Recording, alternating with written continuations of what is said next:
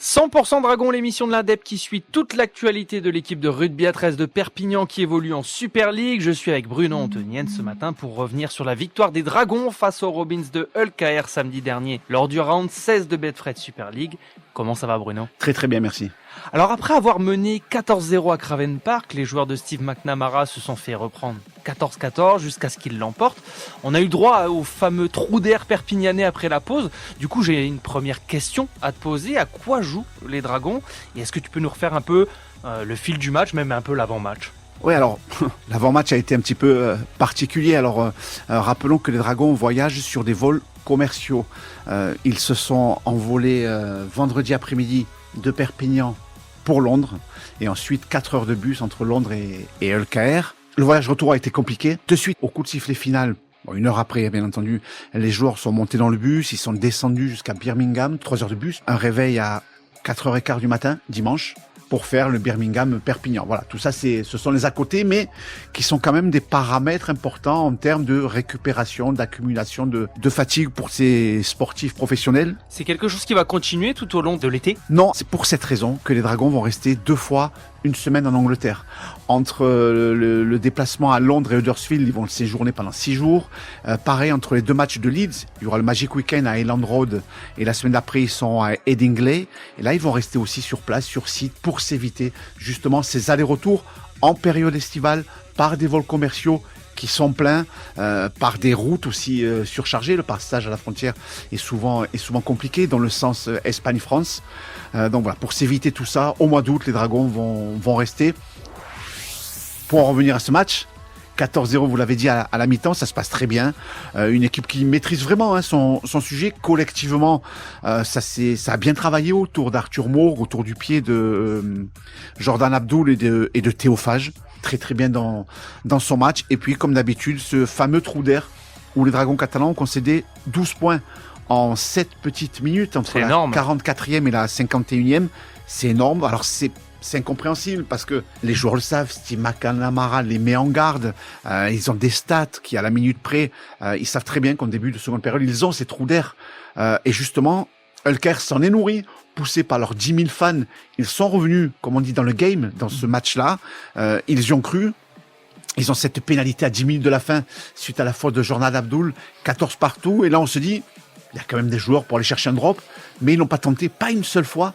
À la fin du temps, avant la fin du temps réglementaire, ils ont essayé de claquer ce drop qui aurait évité justement les prolongations.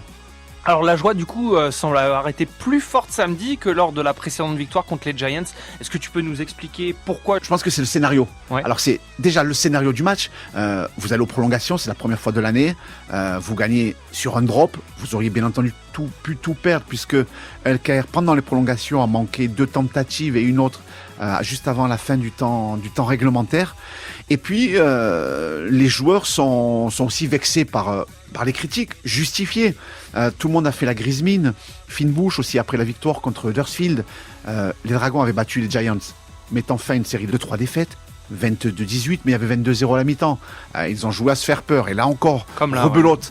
Ouais. Mais l'ambiance est quand même particulière et différente à l'extérieur où ils sont vraiment entre eux. Ouais. Y a le staff, les joueurs, la délégation, une dizaine de supporters dans les tribunes. Donc il y a eu vraiment, ça fait un moment que j'ai pas vu des joueurs exploser de joie de la sorte dans les vestiaires en sortant cette joie vraiment dans le bus parce que il y avait aussi une opération comptable qui est super importante. Saint-Helens s'est fait prendre à la maison face à l'équipe de Castleford. Il y a des équipes en difficulté. Et puis les Dragons, en cas de défaite, auraient eu 6 points de retard sur Hull KR. Là, elle reste accrochée, cette équipe des Dragons. Alors au classement, c'est énormément resserré puisque le 2e, le 3e, le 4e et le 5e n'ont que 2 points d'avance sur les Dragons catalans. D'où l'importance de cette victoire, d'où l'importance de cette joie qui pour une fois n'était pas mesurée, et tant mieux. Alors très belle opération au niveau comptable, grande joie. Est-ce qu'il y a eu quand même de la casse au niveau effectif lors de ce déplacement ou tout va bien ? Alors il y a des joueurs qui reviennent avec des blessures et des coups. Je l'ai dit en préambule, le voyage retour, la nuit courte, ils n'ont dormi que 4 heures. Ceux qui ont dormi, les autres ont joué aux cartes.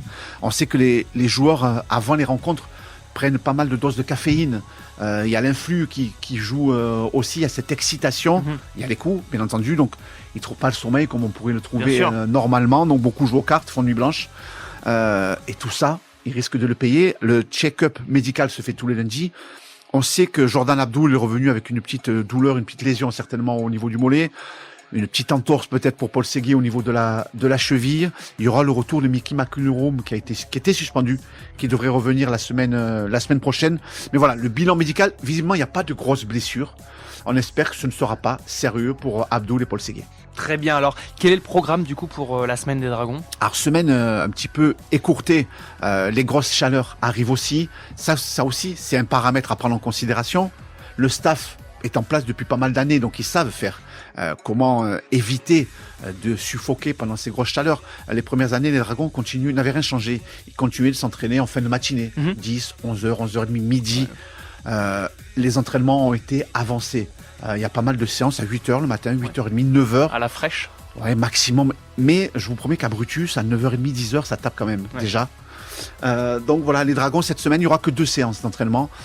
Une mercredi et une autre vendredi. Donc semaine un petit peu entre guillemets allégée. Les joueurs ont savouré leur victoire. Il y a un retour analyse mardi. Voilà, c'est pas parce qu'ils sont pas sur le terrain qu'ils ne font rien.